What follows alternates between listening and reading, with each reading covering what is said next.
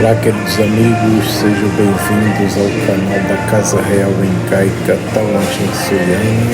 Eu sou Dom Carlos, esse é o programa O Avatar do Reino do Sol. Tema: por que Dom Carlos fala tanto em casar? Dom Carlos já não é casado? Pessoal, realmente eu sou casado, né? Entretanto, eu já expliquei em vídeos anteriores que, devido à guerra na Ucrânia, eu vim para a União Europeia com a minha esposa, né? Ela é ucraniana, mas é de etnia russa. Vivíamos no Donetsk Oblast, portanto na República Popular do Donetsk, no leste da Ucrânia, e com a impossibilidade de trazer o meu enteado, né? Meu enteado Vladislav tinha 22 anos e os homens até os 60 anos não poderiam sair da Ucrânia. Ainda hoje os homens não podem deixar a Ucrânia. E por ele ser filho único, né? A minha esposa é muito apegada a ele, claro. Ela o ama muito. E no momento da despedida, na estação de trens de Kramatorsk, foi emocionante porque ela gritava muito, ela gritava: meu filho não, porque lá tinha alguns militares que estavam fazendo o controle, né, das evacuações, e ela tinha medo deles levarem ele à força para lutar no fronte de guerra. E é tudo que ele não queria, né, lutar no fronte contra a grande mãe Rússia, porque ele é pró-russo, ele é russo étnico. Então a maioria das pessoas que vivem no Donbas são pró-russos, são russo-étnicos, não querem lutar a favor da Ucrânia. E essa despedida dramática, né? A minha esposa se lançou ao pescoço dele, agarrou ele pelo casaco, não queria o deixar, e ele dizendo: vá mãe, vá, porque o trem já ia partir para a Polônia, né? Tudo isso fez com que ela, ao chegar aqui comigo, não conseguisse a paz, não conseguisse a tranquilidade, né, para viver e trabalhar. Estava cada vez mais entrando em desespero, em alcoolismo, em embriaguez, em agressividade. E eu fiz algumas escolhas erradas a nível de trabalho, e eu não tinha um salário suficiente para suprir as necessidades dela e do filho naquele momento difícil da guerra em que vivemos.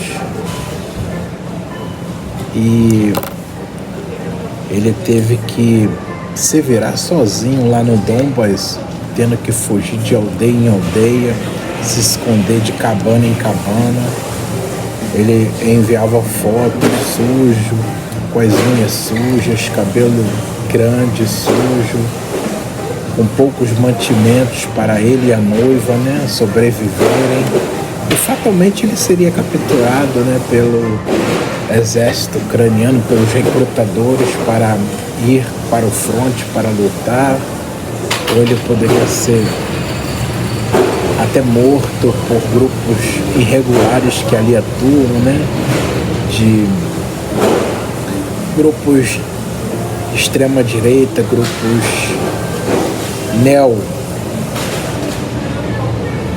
movimento daquele homem do bigodinho, não posso dizer devido ao algoritmo do YouTube. Então as pessoas que são pró-russo ou russos étnicos muitas vezes são perseguidos e até mortos no Donbas por ucranianos, né, pró-ocidentais. Então os perigos eram muitos, minha esposa não tinha paz, não tinha tranquilidade. Isso acarretava em muitas brigas dela contra mim, né? lá na Espanha, onde fomos viver. Embriaguez, agressões da parte dela para comigo, e eu acabei por perder a paciência em um momento de ter sido agredido 4 vezes. Eu revidei, né? E acabei por agredi-la. Nesse caso, já foi a segunda vez que isso aconteceu lá na Espanha. Ela foi para o centro de refugiados dos ucranianos e eu demorei muito para ir buscá-la novamente, fazer as pazes, pedir perdão. E ela acabou por decidir, né, sob pressão do filho e sob pressão de ucranianas que lá viviam, colocar anúncio buscando um novo relacionamento no Facebook. E aí uma pessoa da Ucrânia Ocidental viu e foi lá buscá-la e levou para si, a minha esposa. No 6º dia da nossa briga, do nosso desentendimento, quando eu lá fui, no 7º dia já era tarde demais para buscá-la. Eu sofri horrores, eu até hoje tenho sequelas desse trauma, né? Mas o pouco que eu consegui conversar com ela, né? Ela teve aquela crise dos 3 meses, né? Do relacionamento do rebote. Ela me enviou mensagem: se queres, venha me buscar. Eu só vi essa mensagem no dia seguinte, manifestei a vontade de buscar. Entretanto, ela disse: não, deixa estar, por favor, não aperte o meu coração. Ou seja, ela estava sob pressão das circunstâncias, né, de ter que estar com aquele homem, trabalhar com ele, através do salário, ela ajudando o filho, enviando dinheiro e outras ajudas que eu citarei no decorrer do vídeo. E aí ela disse: por favor, não me apresse, por favor, não tenha pressa. Então, todas as características de uma mulher que fez um grande sacrifício em prol do filho, né? Priorizou o filho em detrimento do marido. Então ela não poderia sair daquela relação. Ela escreveu que não podia. Eu simplesmente não posso. Então ela está no relacionamento por força das circunstâncias, e enquanto houver a guerra, ela não poderá voltar para o nosso casamento. Então eu sofri muito, eu tentei, eu insisti, porém em uma situação dessa, entre o filho e o marido, a mulher sempre se sacrificará pelo filho. Isso é inevitável. Eu demorei um certo tempo para assimilar, né, esse entendimento, essa conscientização. E aí, quando eu comecei a me conscientizar, comecei a entender o contexto dessa separação e a relutância dela em voltar, o meu coração diminuiu a dor, né? Eu passei a sentir perdão por ela, né? A perdoá-la. Entretanto, eu percebi, né, que ela já não queria falar mais comigo, porque ela tinha que se concentrar ali naquele relacionamento, manter as aparências para não desagradar aquela pessoa, né? Mas os sinais de que ela me ama, que ela está nessa situação por um motivo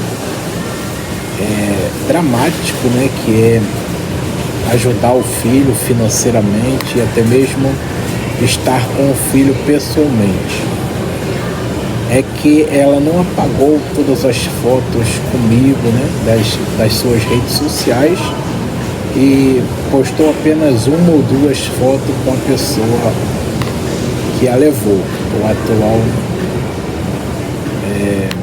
relacionamento que ela está. Então eu penso que isso é um indício de que ela ainda me ama, até porque ela escreveu, né, que eu deveria seguir minha vida e que ela jamais me esqueceria.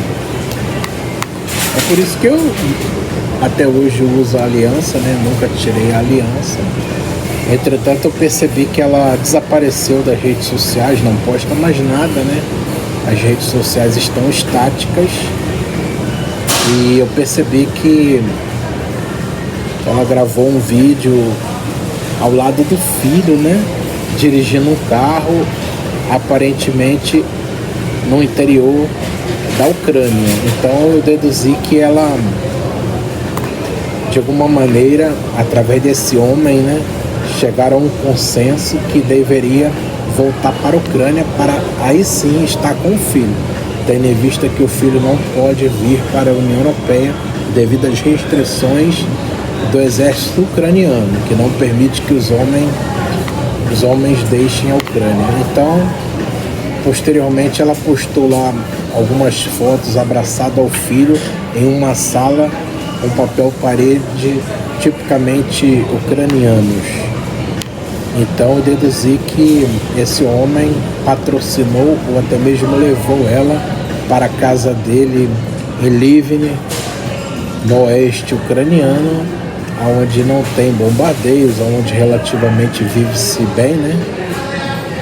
Longe do caldeirão de fogo que é o Donbas. E aí ela pode enfim estar com o filho dentro de casa, né? O escondendo, o mantendo fora da guerra da Ucrânia. Então, enquanto houver a guerra, ela precisa estar ali com o filho, o protegendo, como qualquer mãe o faz, e não poderá voltar para mim. Então é inevitável. As chances de ela voltar para mim, que sou o marido dela, é apenas se a guerra acabar, né? Se ela realmente me ama, como os indícios o demonstram, e a guerra acabar, poderemos voltar a ser um casal. Mas como eu não posso ficar a vida inteira à espera, por isso que eu cogito, né? Ao ir para Prinestrovia, contrair noivado e casamento com uma nova mulher, né? Porque eu tenho todo o direito, tendo em vista que minha esposa está em adultério, e mesmo não sendo um adultério por falta de caráter, né? Por um motivo desesperador da guerra, né? As circunstâncias da guerra e o amor que ela tem pelo filho, mas eu tenho o direito, né, de casar novamente, embora eu a ame, e o que eu desejo mesmo é voltar com a minha esposa. Essa é a explicação porque Dom Carlos, mesmo casado, vez ou outra fala em casar. Ok? Um grande abraço a todos e obrigado por ouvir o meu relato e a minha história.